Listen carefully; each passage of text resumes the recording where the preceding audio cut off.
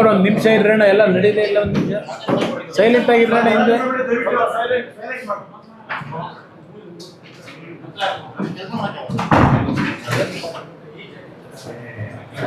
ಇವತ್ತಿನ ಶುರು ಮಾಡ್ಬೋದು ಬ್ರದರ್. ಇವತ್ತಿನ ಮಾಧ್ಯಮಗಳಲ್ಲಿ, ಕೆಲವು ಆಯ್ದ ಮಾಧ್ಯಮಗಳಲ್ಲಿ HMTಯ ಕಾರ್ಖಾನೆ ಏನಿದೆ, ಆ ಕಾರ್ಖಾನೆಯ ಭೂಮಿಯ ಬಗ್ಗೆ ಒಬ್ಬ ರಾಜ್ಯದ DFO ಅವರ ಒಂದು ನಿವೃತ್ತಿ ಹೊಂದೋದಕ್ಕಿಂತ ಒಂದು ವಾರದ ಮುಂಚೆ ಈ ಒಂದು ಆದೇಶವನ್ನು ಹೊರಡಿಸಿ, ಕಾನೂನು ಬಾಹಿರವಾಗಿಯೇ ಹೇಳ್ತೇನೆ ನಾನು, ಕೋರ್ಟ್ಗೆ ಸಬ್ಜುಡಿಸಿದ್ರು. ಈಗಾಗಲೇ ಈ ಒಂದು ಭೂಮಿಗೆ ಸಂಬಂಧಪಟ್ಟಾಗೆ HMT ಮತ್ತು ರಾಜ್ಯ ಸರ್ಕಾರದ ನಡುವೆ ಇನ್ನೂ ಮ್ಯಾಟರು ಕ್ಲೋಸ್ ಆಗಿಲ್ಲ. ಇವತ್ತು ಅಲ್ಲಿ ವಾದ ಪ್ರತಿವಾದದ ಹಂತದಲ್ಲಿ ಇರ್ತಕ್ಕಂಥದ್ದೇನಿದೆ, ಈ ಅಧಿಕಾರಿಗೆ ಯಾವುದೇ ಈ ರೀತಿಯ ಒಂದು ಆದೇಶವನ್ನು ಮಾಡ್ತಕ್ಕಂಥದ್ದಕ್ಕೆ ಕಾನೂನು ಬಾಹಿರವಾಗಿ ತೆಗೆದುಕೊಂಡಂಥ ನಿರ್ಧಾರ ಏನಿದೆ, ಕೋರ್ಟ್ನ ತೀರ್ಪು ಬರದೆ ಇವರೇ ಏಕಾಏಕಿ ಏನೋ ಒಂದು ಸುಮೋಟೋ ತಗೊಂಡಿದ್ದಾರೆ ನಿರ್ಧಾರ. ಬಹುಶಃ ಈ ರಾಜ್ಯದ ಕಾಂಗ್ರೆಸ್ ಸರ್ಕಾರಕ್ಕೆ ಯಾವುದೇ ಸರ್ಕಾರಿ ಸ್ವಾಮ್ಯದ ಕಾರ್ಖಾನೆಗಳು ಉಳಿಬಾರ್ದು ಅಂತಕ್ಕಂಥದ್ದು ಇವರು ತೀರ್ಮಾನಕ್ಕೆ ಬಂದಿದ್ದಾರೆ. ಈ ಸರ್ಕಾರದ ಹಲವಾರು ರೀತಿಯ ತಪ್ಪು ನಿರ್ಧಾರಗಳಿಂದ ಈಗಾಗಲೇ NGFನ ಭೂಮಿಯ ಒಂದು ಅಕ್ರಮಗಳನ್ನೇನು ನಡೆಸಿದ್ರು, ಇವತ್ತು ಈ ಒಂದು ನಿಮ್ಮ ಮೈಸೂರು ಪೇಪರ್ ಮಿನರಲ್ಸು ಅದರ ಹಣೆಬರ ಏನಾಗಿದೆ ಶಿವಮೊಗ್ಗದಲ್ಲಿ. ಈ ಕಾರ್ಖಾನೆಯನ್ನು ನಾವು ಪುನಶ್ಚೇತನಗೊಳಿಸಬೇಕು ಅಂತ ಹೇಳಿ ನಾನು ಕೇಂದ್ರದಲ್ಲಿ ಮಂತ್ರಿ ಆದಮೇಲೆ ಕೇಂದ್ರ ಸರ್ಕಾರದ ಒಂದು ಡಿಸ್ಇನ್ವೆಸ್ಟ್ಮೆಂಟ್ನ ತೀರ್ಮಾನಗಳೇನಾಗಿದೆ ಅದನ್ನು ಹಿಂಪಡೆದು ಕ್ಯಾಬಿನೆಟ್ನಲ್ಲಿ ಈ HMTಯ ಒಂದು ಕಾರ್ಖಾನೆಗಳಿಗೆ ಪುನಶ್ಚೇತನ ಕೊಡಬೇಕು ಅಂತ ನಾನು ಹೊರಟಂಥ ಸಂದರ್ಭದಲ್ಲಿ ಕಳೆದ ಬಹುಶಃ 1 ವರ್ಷದಿಂದ ಹಿಂದೆ ಇದ್ದಂಥ ಅರಣ್ಯ ಸಚಿವರನ್ನು ಒಳಗೊಂಡಂತೆ HMTಯ ಭೂಮಿ ಮೇಲೆ ಇವರ ಅತಿಕ್ರಮಣ ಅಂತೀನಿ ನಾನು ಮಾಡಲಿಕ್ಕೆ ಹೊರಟಿರ್ತಕ್ಕಂಥದ್ದು ಸರ್ಕಾರ, ರಾಜ್ಯ ಸರ್ಕಾರ. ಈ ಕಾರ್ಖಾನೆ ಪ್ರಾರಂಭ ಆಗಿದ್ದು 1960-65 ಆಸ್ಪಾಸ್ನಲ್ಲಿ. ಮೈಸೂರು ಅರಸರು ಆ ಒಂದು ಸಂದರ್ಭದಲ್ಲಿ ಇನ್ನೂ ನಮ್ಮ ಫಾರೆಸ್ಟ್ನ ಕೆಲವು ಆ್ಯಕ್ಟ್ಗಳು ಬರೋದಕ್ಕಿಂತ ಮುಂಚೆನೇ ಅದೆಲ್ಲ ಒಂದು ಭಾಗ ಆಮೇಲೆ ಚರ್ಚೆ ಮಾಡ್ತೀನಿ. ನಿರಂತರವಾಗಿ HMT ಕಾರ್ಖಾನೆ ದೇಶದಲ್ಲೇ ಪ್ರಥಮ ಸ್ಥಾನದಲ್ಲಿ ಸಾವಿರಾರು ಕುಟುಂಬಗಳ ಬದುಕಿಗೆ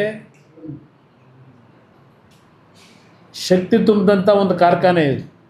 ಇದು ಬರೀ ಕೇವಲ ಕರ್ನಾಟಕದಲ್ಲಿ ಅಷ್ಟೇ ಸೀಮಿತವಾಗಿಲ್ಲ. ಹೈದರಾಬಾದ್ನಲ್ಲಿ ಸುಮಾರು 1200 ಎಕರೆ ಭೂಮಿ ಇದೆ ಒಡೆತನದಲ್ಲಿ HMT. ಈ ಬೆಂಗಳೂರು ಕರ್ನಾಟಕದಲ್ಲಿದ್ದಂಥ HMTಯಲ್ಲಿ ಬಂದಂಥ ಲಾಭಾಂಶದಲ್ಲಿ ಯಾವುದೇ ರೀತಿಯ ಸರ್ಕಾರದ ನೆರವುಗಳು ದೊಡ್ಡ ಮಟ್ಟದಲ್ಲಿ ದೊರಕದೇ ಇದ್ದರು. ದೇಶದ 6 ಭಾಗದಲ್ಲಿ ಬೆಂಗಳೂರಿನಲ್ಲಿ ಉತ್ಪಾದನೆ ಅಂತ ಸಂಪತ್ತಿನಿಂದ ಹಿಂದೆ ಈ HMTಯ ಸ್ವಾಮ್ಯ ಅಡಿನಲ್ಲಿ ಕಾರ್ಖಾನೆಗಳು ಪ್ರಾರಂಭ ಆಗಿ ನಡೆದಂಥದ್ದು ಯಶಸ್ವಿಯಾಗಿ. ಪಕ್ಕದ ಕೇರಳದಲ್ಲಿ ಕಾಲಾಮಸೂರಿ ಅಂತಕ್ಕಂಥ ಪ್ರದೇಶದಲ್ಲಿ ಒಂದು ಒಳ್ಳೆಯ ಉತ್ತಮವಾದ ಕಾರ್ಖಾನೆ ನಡೀತಾ ಇತ್ತು, ಈಗಲೂ ನಡೀತಾ ಇದೆ. ಹೈದರಾಬಾದ್ನಲ್ಲಿ ನಡೀತಾ ಇದೆ, ಅಲ್ಲಿಂದ ಡೈರಿಗೆ ಸಂಬಂಧಪಟ್ಟಂಥ ಮ್ಯಾನುಫ್ಯಾಕ್ಚರ್ ಮಾಡ್ತಕ್ಕಂಥದ್ದು ನಮ್ಮ ಉತ್ತರಾಖಂಡಲ್ಲಿ ನಡೀತಾ ಇರತಕ್ಕಂಥದ್ದು ಇರ್ಬೋದು. ಹೀಗೆ ಹಲವಾರು ಭಾಗದಲ್ಲಿ ಮತ್ತು ಪಿಂಜೋರ ಅಂತೇಳಿ HMT ಟ್ರ್ಯಾಕ್ಟ್ರಿಗಳು ಒಂದು ಕಾಲದಲ್ಲಿ ಭಾಳ ಫೇಮಸ್ ಇತ್ತು.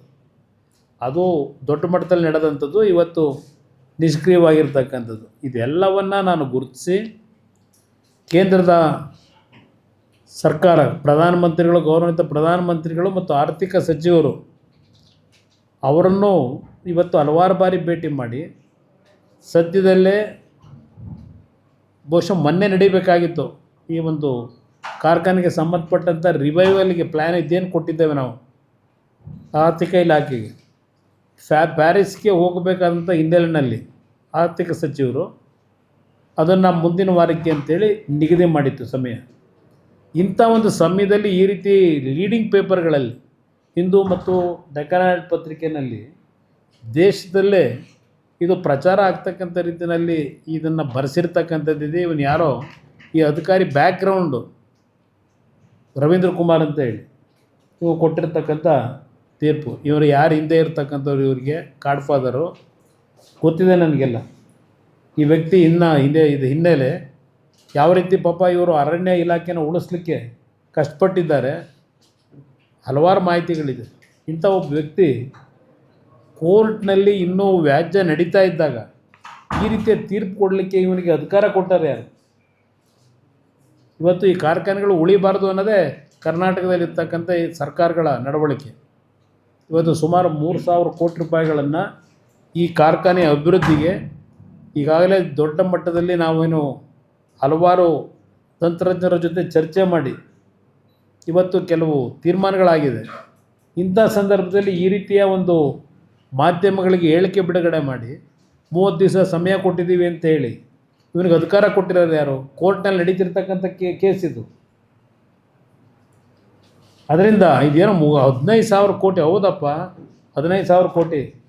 ಸಿದ್ದರಾಮಯ್ಯನವರೇ, ನಿಮ್ಮ ಈಗಿನ ಸಚಿವರನ್ನು ಕೇಳ್ತೀನಿ, ಇದರಲ್ಲಿ ಎಷ್ಟೆಷ್ಟು ಜಾಗ ಅವ್ರದ್ದಿದೆಯೋ ಗೊತ್ತಿಲ್ಲ,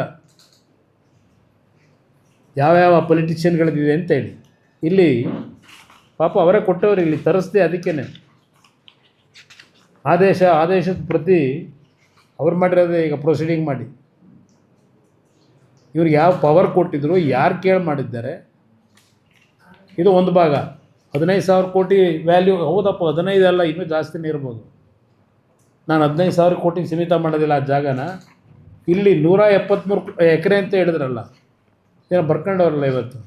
ಈ 173 ಎಕರೆ ಎಲ್ಲಿಂದ ಪ್ರಾರಂಭ ಆಗಿದ್ದಿದ್ದು? ಇದು ಸಿಂಗಾಪುರ ಮಾಡ್ತೀವಿ ಅಂದ್ರಲ್ಲ, ಈಗ ಅದೇನೋ ಬೆಂಗಳೂರನ್ನ ಇದೇನೋ ಮಾಡ್ತೀವಿ ಅಂತ ಹೊರಟವ್ರಲ್ಲ ಈಗ. ಬ್ರಾಡ್ ಬೆಂಗಳೂರು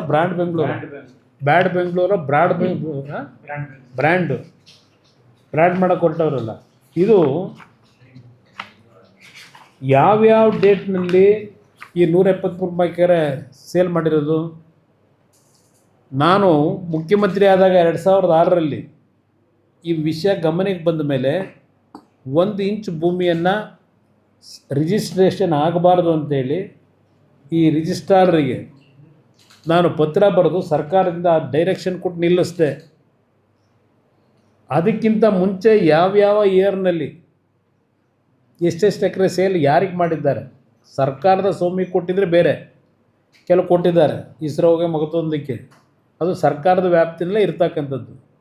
ಕೆಲವು ಪ್ರೈವೇಟ್ನವ್ರು ಕೊಂಡ್ಕೊಂಡು ಯಾರು ಇವ್ರಿಗೆ ಕೊಟ್ಟವರು, ಯಾರು ಪರ್ಮಿಷನ್ ಕೊಟ್ಟವರು, ಇದರಲ್ಲಿ ಯಾರ್ಯಾರ ಪಾತ್ರ ಇದೆ? ನಾನು ಹಿಂದೆ ಜಕ್ಕೂರು ಪ್ಲ್ಯಾಂಟೇಷನ್ದು ಹೇಳಿದೆ. ಜಕ್ಕೂರು ಪ್ಲ್ಯಾಂಟೇಷನ್ನು 170 ಎಕರೆ ನಿಮ್ಮ ವೈಮಾನಿಕ ತರಬೇತಿ ಕೊಟ್ಟಿದ್ದು ಬೇರೆ ಆ ಜಕ್ಕೂರು ಪ್ಲ್ಯಾಂಟೇಷನ್ನಲ್ಲಿ. ಇನ್ನು ಈ ಕಡೆ 170 ಎಕರೆ ಇದೆಯಲ್ಲ, ಇನ್ನೊಂದು ಭಾಗ 300 ಚಿಲ್ಲರೆ ಎಕರೆನಲ್ಲಿ, ಅಲ್ಲಿ ಯಾರ್ಯಾರು ಎಷ್ಟೆಷ್ಟು ಎಕರೆ ಭೂಮಿ ಖರೀದಿ ಅಂತ ತೋರಿಸ್ಕೊಂಡು ಡಾಕ್ಯುಮೆಂಟ್ನ ತಿದ್ದಿ ಆ ಜಕ್ಕೂರು ಪ್ಲ್ಯಾಂಟೇಷನ್ನಲ್ಲಿ ಯಾರ್ಯಾರು ಮನೆ ಕಟ್ಕೊಂಡವ್ರೆ, ಯಾರ್ಯಾರಿಗೆ ಸೇರಿದೆ, ಏನು ಬಡವರಿಗೆ ಕೊಟ್ಟಿದ್ದೀರಾ ಅಲ್ಲಿ? ಇದೆಲ್ಲ ತೆಗಿತೀರಾ ಸತ್ಯನ?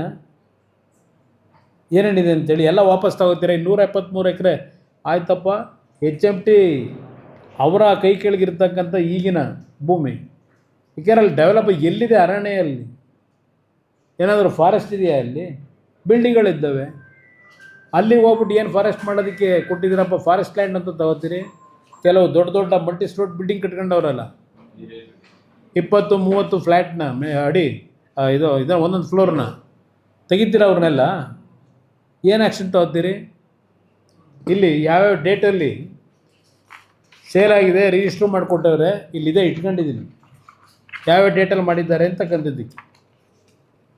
ಒಂದು ಕೋರ್ಟ್ನಲ್ಲಿ ಇನ್ನೂ ವ್ಯಾಜ್ಯ ನಡೀತಿದ್ದಾಗ ಇದ್ರ ಬಗ್ಗೆ ಏಕಾಏಕಿ ಈ ಅಧಿಕಾರಿಗೆ ಪ್ರೇರೇಪಣೆ ಕೊಟ್ಟವ್ರು ಯಾರು? ಯಾವ ಕಾರಣಕ್ಕೆ ಕೊಟ್ಕೊಂಡಿದ್ದೀರಿ ಸರ್ಕಾರದಲ್ಲಿ? ಇಂಥ ಅಧಿಕಾರಿಗೆ ಅಧಿಕಾರ ಎಲ್ಲಿದೆ ಕೊಡ್ಲಿಕ್ಕೀಗ? ಕೊಟ್ಕೊಂಡವ್ರು 15/6/2026 ಮೊನ್ನೆ ರಿಟೈರ್ ಆಗವ್ರೆ 30ನೇ ತಾರೀಕು. ಇದು ಪರಿಸ್ಥಿತಿ ಇರ್ತಕ್ಕಂಥದ್ದು.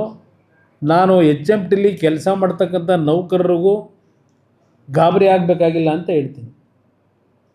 ಇವತ್ತು HMTಯ ವಾಚ್ಗಳು ಸಂಪೂರ್ಣವಾಗಿ ಮುಚ್ಚೋಗಿತ್ತು ತಯಾರು ಮಾಡ್ತಕ್ಕಂಥದ್ದು. ಇವತ್ತು ಡಿಮ್ಯಾಂಡ್ ಮಾರ್ಕೆಟಲ್ಲಿ 1,000 ಮಾಡ್ತಾ ಇದ್ದಿದ್ದು ಈಗಾಗಲೇ ಮುಗಿದೋಗಿತ್ತಲ್ಲ ಶುರು ಮಾಡಿ, ಈಗ 9,000 10,000 ಪ್ರತಿದಿನ ಮಾಡ್ತಕ್ಕಂಥದ್ದಕ್ಕೆ ಈಗಾಗಲೇ ಒಂದು ಚಾಲನೆ ಕೊಟ್ಟಿದ್ದೇವೆ. ಇದು ಹಾಕಿರೋದು ಅಂಬೇಡ್ಕರ್ ಚಿತ್ರ ಇರತಕ್ಕಂಥ ವಾಚ್, ಇದು HMT ವಾಚ್. ಇವತ್ತು ಇದಕ್ಕೆ ಎನ್ಕರೇಜ್ಮೆಂಟ್ ಕೊಡಬೇಕು. ನೀವು HMT ವಾಚ್ ಅಷ್ಟೇ ಅಲ್ಲ, ಹಲವಾರು ಮೆಷಿನ್ ಟೂಲ್ಸ್ಗೆ ಇವತ್ತು ರಷ್ಯಾದ ಒಂದು ಕಂಪ್ನಿ ಸಹ ಒಂದು ನಮ್ಮ ಜೊತೆಯಲ್ಲಿ ಕೈ ಜೋಡಿಸ್ತಾ ಇದ್ದಾರೆ ಈಗ ಅದನ್ನು ಇಂಪ್ರೂವ್ ಮಾಡ್ತಕ್ಕಂಥದ್ದಕ್ಕೆ.